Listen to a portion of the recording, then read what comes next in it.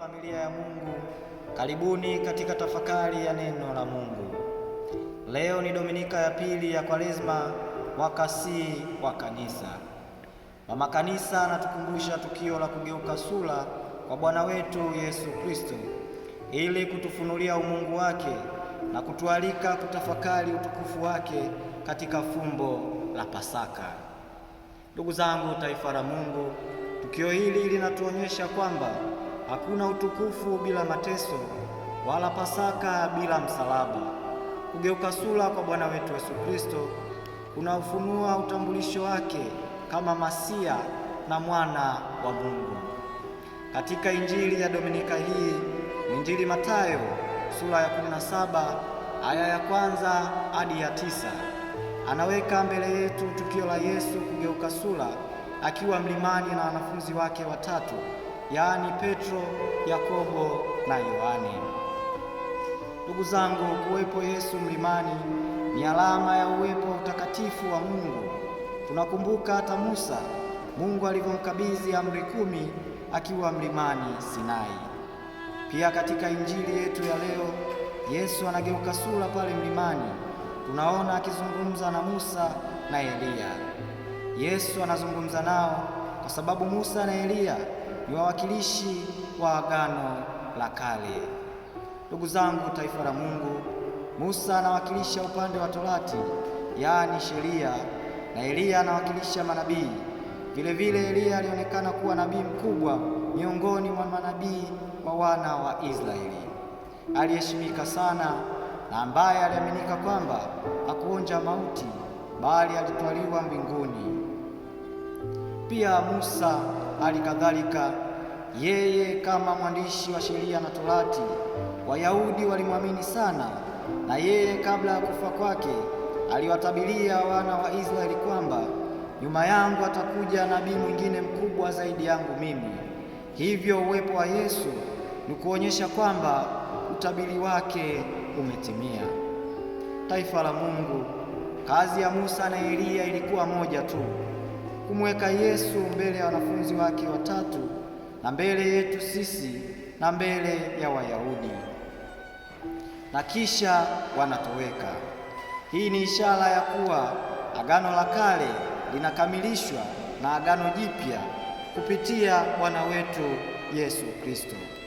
Ndugu zangu wapendwa, kila tunaposhiriki Ekaristi Takatifu tunaalikwa kung'ara sura pamoja na Yesu kwa kuishi upendo, mahusiano mema katika familia zetu, jumuiya zetu na katika jamii zetu.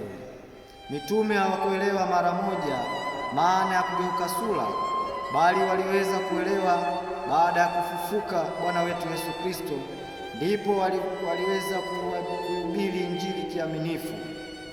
Nasi pia tunaalikwa kuonyesha kung'ara sura kwa Bwana wetu Yesu Kristo kwa matendo ya huruma, kwa namna ya pekee kuwasaidia wahitaji, kuwatembelea wagonjwa, kuwatembelea wafungwa na kusameheana na kuwasamehe wengine. Hapo ndipo maana ya kweli ya kung'ara sura pamoja na Yesu inaonekana katika maisha yetu.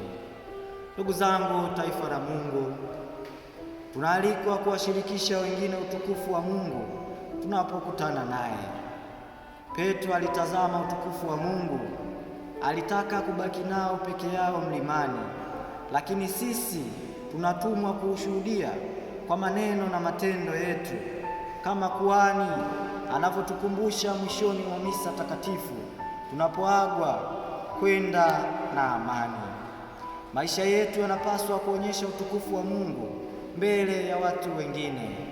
Ndugu zangu, taifa la Mungu, tunaalikwa kumsikiliza Yesu, mwana mpendwa wa Mungu, kama sauti ya Baba ilivyosema, huyu ni mwanangu mpendwa wangu, ninayependezwa naye, msikilizeni yeye.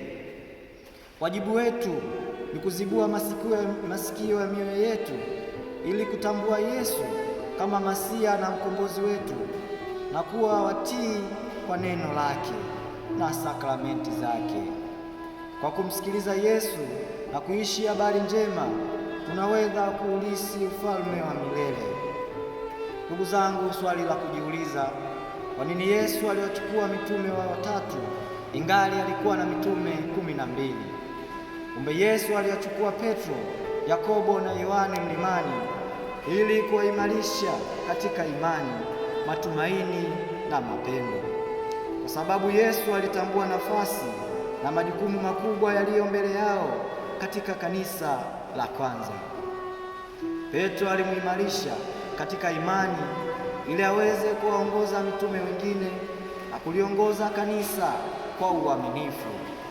Yohane alichaguliwa kwa sababu angeliishi muda mrefu kuliko mitume wengine, hivyo alihitaji imani thabiti hata baada ya kushuhudia vifo vya wenzake.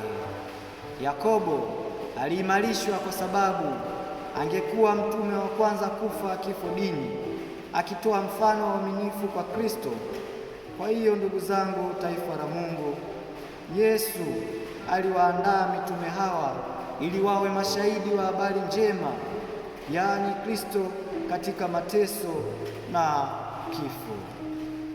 Ndugu zangu wapendwa, taifa la Mungu, kipindi hichi cha Kwaresma kinatualika kupanda mlimani pamoja na Yesu, kung'ara sura pamoja naye kwa njia ya sala, toba na matendo ya huruma, ili mioyo yetu igeuzwe na neema ya Mungu.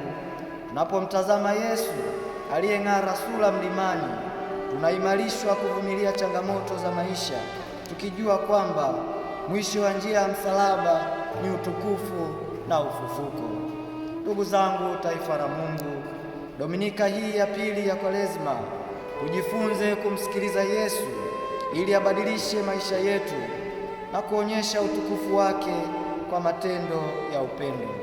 Tukiishi hivyo, tutastahili kushiriki utukufu wake wa milele, maana wakati wa wokovu ni sasa, siku ya neema ni leo. Tumsifu Yesu Kristo.